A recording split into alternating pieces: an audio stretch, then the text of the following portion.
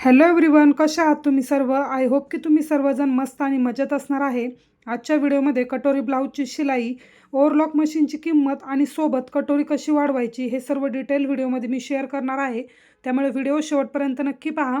इंस्टाग्रामला जर तुम्ही मला फॉलो केलेलं असेल तर मी काही शॉर्ट व्हिडिओ रिसेंटली तिथे अपलोड केले होते आणि सांगितलं होतं की कटोरीची जी काही कटिंग आहे ती मी एका यूट्यूब क्रिएटरचं पाहून कटिंग करते. पाहूयात ब्लाऊज कशा पद्धतीने होतोय.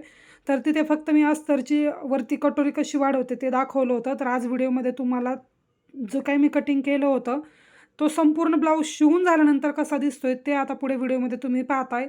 तर व्हिडिओमध्ये पाहिल्याप्रमाणे तर तुम्हाला कळालंच असेल की ब्लाऊज कशा पद्धतीने झाला आहे. तर अगदी 100% ते कटिंग खूप छान होतं आणि ब्लाऊज एकदम परफेक्ट आणि कस्टमरला सुद्धा खूप ब्लाऊज जास्त आवडला. तसं तर शॉर्ट व्हिडिओमध्ये कटोरी कशी वाढवायची हे तर मी तुम्हाला दाखवलंच होतं. पण त्याचसोबत काही गोष्टी मला तुमच्याबरोबर क्लिअर करायचे आहेत की जे काही कटिंग मी फॉलो केलं होतं त्यामध्ये बॅक साईड कटिंग आणि स्लीवचं कटिंग हे मी माझ्याच पद्धतीने केलं होतं. फक्त फ्रंट साईडचं जे काही कटिंग आहे ते व्हिडिओनुसार केलं होतं. तर चला, ब्लाऊज तर एकदम परफेक्ट झालेला आहे. पुढे कटिंगसुद्धा मी तुमच्याबरोबर शेअर करणार आहे. पण त्यासोबत मला तुम्हाला एक गोष्टसुद्धा सांगायची आहे की हे जे कटिंग होतं ते एकदम परफेक्ट होतं आणि हे शेअर करण्यामागे माझा फक्त एकच मोटो होता की बरेच दिवस झाले आपले चॅनल तर आपण रन करतोय. त्यावरती मी माझं डेली रुटीन कधी कधी कटिंगचे स्टिचिंगचे व्हिडिओ शेअर करत असते. पण जास्त काय असे लाँग फॉर्मॅटमध्ये माझे कटिंगचे व्हिडिओ चॅनलवरती येत नाही. आणि तुमच्या ताईंच्या सतत मला कमेंट असतात की ताई कटोरी ब्लाऊजचं कटिंग दाखव, फोर टक्स दाखव, बोटनेक दाखव. तर लाँग व्हिडिओ शूट करायचं म्हटलं की 20 ते 22 मिनटाचा तो व्हिडिओ होतो आणि त्याच्यासाठी स्टोरेज पण आता माझ्याकडे एवढं जास्तीचं नाही. त्यामुळे आता रिसेंटली मी काही 2 मिनटाचे 3 मिनटाचे शॉर्ट व्हिडिओ मी तुमच्याबरोबर शेअर करते आणि त्यामध्ये माझ्या पद्धतीने मी कटिंग कसं करते हे दाखवत होते. तर म्हटलं चला आपण पण काही नवीन गोष्टी ट्राय केल्या पाहिजे. जसं की बाकीचे खूप सारे क्रिएटर आहे जे की कटोरी ब्लाऊज, फोर टक्स, प्रिन्सेस याचे कटिंग टाकतायत. नक्की ते आपण जर केल्यानंतर व्यवस्थित ब्लाऊज होतोय की हे सुद्धा चेक केलं पाहिजे. ह्या हेतून मी बरेच आधी 2-3 ब्लाऊज कट करून पाहिले होते. कधी प्रिन्सेस केला, कधी फोर टक्स केला. पण कधी ना कधी काहीतरी गफलत त्याच्यामध्ये व्हायची. त्यामुळे मग मी ती गोष्ट सोडून दिली होती. पण एखादी गोष्ट आपली एकदा चुकते आणि आपण ती परत ट्राय करत नाही, इथेच आपण चुकतो. तर म्हटलं चला आता हे बाकीचे ब्लाऊज तर आपले ट्राय करून झाले, फक्त कटोरी ब्लाऊज पाहूयात. पण ह्यावेळेस मी एका क्रिएटरचे व्हिडिओ न पाहता असे 3-4 क्रिएटर होते त्यांच्या पद्धतीने सुरुवातीला पेपर कटिंग करून पाहिलं. आणि जर तुम्ही हे काम करत असाल किंवा कोणतंही काम तुम्ही जर करत असाल तर कधी कधी आपण डोळ्यांनी पाहून आपल्याला वाटतं की नाही ही गोष्ट आपली छान होणार आहे किंवा हे कटिंग एकदम परफेक्ट वाटते. हाच विचार करून मी ते कटिंग जे काय आहे ते अस्तरवरती कट करायला सुरुवात केलं आणि जोपर्यंत माझं ब्लाऊज शिवून होत नाही तोपर्यंत माझ्या मनामध्ये धाकधूक होतीच. पण ब्लाऊज एकदम परफेक्ट आणि छान झालं. शेवटी लास्टला मी त्याला प्रेस वगैरे केल्यानंतर कटोरीचा टक्स वगैरे सर्व एकदम जसं मला पाहिजे होतं त्या पद्धतीने झालं आहे. तर ज्या क्रिएटरचं मी फॉलो केलं होतं नेक्स्ट त्यांचं कटिंग आणि त्यांचं नावसुद्धा त्या चॅनलचं मी तुम्हाला पुढच्या व्हिडिओमध्ये सांगणार आहे. त्यामुळे आपला पुढचा जो काही नेक्स्ट ब्लॉग येईल त्यामध्ये तुम्हाला कळेलच की कटोरी ब्लाऊजसाठी तुम्ही कोणत्या क्रिएटरचं जे काही व्हिडिओ आहे ते फॉलो करायचे आहे. आता मला तर एवढा वेळ नसतो की मी संपूर्ण व्हिडिओ तुमच्याबरोबर शेअर करेल. कधीतरी लाँग फॉर्मॅटचे व्हिडिओ आठवड्यातून आपले 2 ते 3 येतात. त्याच्यासाठी सुद्धा मला खूप मुश्किलीने वेळ काढावा लागतो. ते एडिटिंग करणं, ते तुमच्याबरोबर शेअर करणं ही सुद्धा खूप लेंदी प्रोसेस आहे. एवढा वेळ मला सध्या तरी नाही आहे. पण मला वेळ नाही भेटत याचा अर्थ असा नाही की तुम्ही ते कटिंगच वगैरे करायचं नाही. आता मला त्या क्रिएटरचं आवडले आणि त्या पद्धतीने परफेक्टसुद्धा झाले शिवण्यामध्ये सुद्धा. आणि त्याच्यानंतर मग जे काही कटिंग होतं ते सुद्धा तर मी नक्कीच त्यांचं नाव वगैरे शेअर करेल त्या चॅनलचं. तुम्ही नक्की त्यांचे व्हिडिओ पाहू शकता आणि त्या पद्धतीने तुम्ही कटोरी ब्लाऊजचं कटिंग केलं तरी चालेल. बाकी मी त्यांचं कोणतंही पाहिलेलं नाही. फोर टक्स असेल, प्रिन्सेस असेल, आता ते कधीतरी ट्राय करून पाहिल की व्यवस्थित होतंय की नाही आणि त्यानंतरच मग तुम्हाला बाकी काही चॅनल असतील तर ते सजेस्ट करेल. तर चला इथे कटोरी ज्या पद्धतीने मी रफ कट करून घेतली होती तर तिन्ही साईडला मी 1.5-1.5 इंच वाढवून घेतलं आहे. मधला टक्स 3 इंचाचा घेतला आहे आणि अशा पद्धतीने कटोरी वाढवून घेतली आहे. जर डिटेल मेजरमेंट पाहिजे असेल तर शॉर्ट व्हिडिओमध्ये मी टाकलेला आहे, तिथे चेक करा. तर अशा पद्धतीने मी ते कटोरी वगैरे वाढवून घेतली. ब्लाऊज वगैरे शिवून झाला. त्यानंतर मग मला असं वाटलं की चला हे ब्लाऊज एकदमच परफेक्ट होणार आहे. तर एक ब्लाऊज कट न करता मी त्या कस्टमरचे 2ही ब्लाऊज कट केले होते. म्हटलं चला जे होईल ते फायनल होईल आणि थँक गॉड की ते 2ही ब्लाऊज खूप छान झाले, परफेक्ट झाले. पुढे 2ही ब्लाऊज मी तुम्हाला शिवल्यानंतर दाखवते. बरं आता येऊयात आपला मेन पार्टकडे. जेव्हा पण मी ब्लाऊजचे शॉर्ट व्हिडिओ टाकत असते त्यावेळेस बऱ्याच ताईंच्या कमेंट असतात की तुम्ही ब्लाऊजची शिलाई किती घेता. ते सुद्धा सांगत जा किंवा मेजरमेंट सांगत जा. आता रिसेंटली मी व्हिडिओमध्ये मेजरमेंट तर सांगते, पण शिलाई कधी कधी सांगायचं राहून जातं. तर चला आता शिलाईच तुम्हाला सांगते. तर कटोरी ब्लाऊजची शिलाई मी 350 रुपये घेते. जर बाहेरून कस्टमर आलं तर 50 रुपये एक्स्ट्रा घेते. त्याचं कारणसुद्धा बऱ्याच व्हिडिओमध्ये सांगितलं आहे. अजून कोणत्या ब्लाऊजची शिलाई तुम्हाला जाणून घ्यायची असते ते सुद्धा मला कमेंटमध्ये सांगा, मग तसं मी तुम्हाला सांगेल.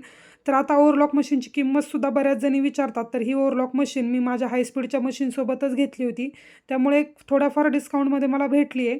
कंपनी कोणती आहे तर कंपनी नोवेल कंपनीची माझी ओव्हरलॉक मशीन आहे आणि सोबत याची किंमत आहे 8,500 रुपये. ज्यावेळेस मी घेतली होती त्यावेळेस बऱ्याच ताई म्हटलं की तुम्हाला खूप महाग भेटली. आता मला तर यामधलं काही नॉलेज नव्हतं, त्यामुळे थोडंफार त्यांनी आम्हाला गंडवलंसुद्धा असेल. पण जाऊ द्या, आता जी गोष्ट आपण घेतली त्याबद्दल जास्त चर्चा करून काही फायदा नाही. फक्त तुम्हाला किंमत जाणून घ्यायची होती म्हणून सांगते. नोवेल कंपनीची 8,500ची ओव्हरलॉक मशीन मी घेतली होती. ज्या पण माझ्या पिकोफॉलची मशीन आहे किंवा फुल सेटलची मशीन आहे, हाय स्पीड मशीन आहे, सर्व मशीन मी नोवेल कंपनीच्याच यूज करते. धाग्यावरती सुद्धा बऱ्याच कमेंट येतात. तर सुरुवातीलाच मी सांगितलं तुम्हाला ओव्हरलॉक मशीनसाठी हा मोठा आता सेंटीमीटर वगैरे मला माहीत नाही किती लांब वगैरे आहे. ज्यावेळेस तुम्ही धागा घेऊन येता त्यावेळेस ते नोट केलेलं असतं, पण एवढं बारकाईने काही मी कधी पाहिलेलं नाही. आणि जर ओव्हरलॉक मशीन तुम्ही यूज करत असाल तर तुम्हाला माहीत असेल की 3 धाग्यांपैकी एक धागा जो मशीनच्या बाजूला आहे तो लवकर संपतो. त्याच्यामुळे मी इथून आपल्या जे जनरल स्टोअर वगैरे असतात किंवा साधे आपले होलसेलचे दुकान वगैरे असतात आपल्या गावामध्ये, तिथून मी हा धागा घेऊन आले होते. तर ज्यावेळेस मी रविवार पेठमध्ये गेले होते त्यावेळेस एक धागा मला 40 रुपयाला भेटला होता आणि 3 जे धागे आहेत ते 120 रुपयाचे 3 धागे भेटले होते. तर आता इथून मी आणला आहे तर मला एक धागा 90 रुपयाला असे 3 धागे मी घेऊन आले तर 270 रुपयाला मला भेटले. आता तिथे तर मी घाईमध्ये काय पाहिलं नाही. घरी आल्यानंतर मग मी असं सहज पाहत होते कॅल्क्युलेट करून की नाही कोणत्या गोष्टीचे किती पैसे गेले, कारण की टोटल बिल झालं होतं माझं 860 रुपये. त्याच्यामध्ये काही अस्तर होते, काही दोरे वगैरे अशा बऱ्याच गोष्टी होत्या. मग त्याच्यानंतर कॅल्क्युलेट करून करून मी ही गोष्ट पाहिली. तर म्हटलं धागे मला एक धागा 90 रुपयाला पडला. म्हणजे पहा किती डिफरन्स येतो ज्यावेळेस गोष्टी आपण होलसेलमधून घेतो किंवा रिटेलमधून घेतो. तर ज्यावेळेस तुम्ही कोणतीही गोष्ट घेता होलसेलमध्ये त्यावेळेस विचारून घ्या किंवा त्यांच्याकडून बिल घ्या की आपल्याला कोणती गोष्ट कितीला पडते, नेक्स्ट शॉपमध्ये किती डिफरन्स असू शकतो. ज्यावेळेस तुम्ही बिझनेस रन करता त्यावेळेस ह्या गोष्टी खूप महत्त्वाच्या आहे. ज्यावेळेस आपण डिफरन्स कॅल्क्युलेट करतो त्यावेळेस गोष्टी आपल्याला परवडतात आणि ज्यावेळेस आपण फक्त असं रिटेलमध्ये गोष्टी घ्यायला जातो त्यावेळेस आपण खूप लॉसमध्ये जातो. तर ते मला म्हणत होते पूर्ण जो काही ओव्हरलॉक धाग्याचा बॉक्स आहे तो घेऊन जातो, परवडतो. तर तो पडत होता मला 1200 की 1250 अशी काहीतरी किंमत त्यांनी मला सांगितली. पण म्हटलं नाही, मला सध्या एवढीच गरज आहे. आणि पहा त्याच्यामध्येच माझं किती नुकसान झालेलं आहे. जवळजवळ 8 ते 9% आपलं नुकसान झाले जर 10च्या स्केलवर जर आपण मोजायचं म्हटलं तर. असो, आता ही एक अनुभव होता जो तुमच्याबरोबर मी शेअर केला. सोबत त्याच कस्टमरचा हा मी दुसरा ब्लाऊज स्टिच करते. कटोरी ब्लाऊज आहे. माझं मेजरमेंटनीसुद्धा मला परफेक्ट कटोरी ब्लाऊज जमतात, पण कधी कधी नवीन गोष्टी ट्राय कराव्यात म्हणून मी असा आगाऊपणा कधी कधी करत असते. कधी कधी तो महागातही पडतो.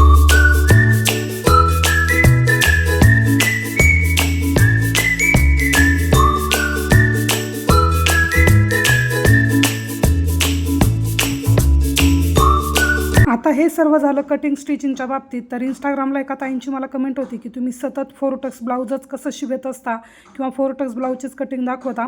तर असं नाही आहे. पहा, आधीचे जे काही माझे कस्टमर होते ज्यांना की कटोरी ब्लाऊज हवं होतं, प्रिन्सेस कट हवं होतं, पण त्यांना मी ती गोष्ट पटवून दिलेली आहे की 4 टक्स ब्लाऊजची फिटिंग किती छान बसते किंवा किती कम्फर्टेबल वाटतं. योगपट्टी असल्यामुळे त्याचा किती सपोर्ट होतो, आपल्याला छान वाटतं, फिटिंगला पण परफेक्ट होतं आणि तुम्हालाही कम्फर्टेबल वाटतं. त्यामुळे ते कस्टमर मी कन्वर्ट केलेले आहे कटोरी, प्रिन्सेस या ब्लाऊजमधून त्यांना मी 4 टक्समध्ये घेऊन आलेले आहे. त्यानंतर मग जर त्यांना काही डिझाईन पाहिजे असेल तर मग मी त्यांना सजेस्ट करते की नाही, पाठीमागून तुम्ही बोटनेक ठेवा, समोरून डीप नेक ठेवा, त्याची फिटिंग किती व्यवस्थित बसते, गळाही उतरत नाही. आणि जर एखाद्याचे उतरते खांदे असतील, पाठीमागून बोटनेक घेतलं, समोरून डीप नेक असेल तर अजिबातसुद्धा शोल्डर जे आहे ते उतरत नाही. तर असं मी त्यांना कन्वर्ट करत राहते.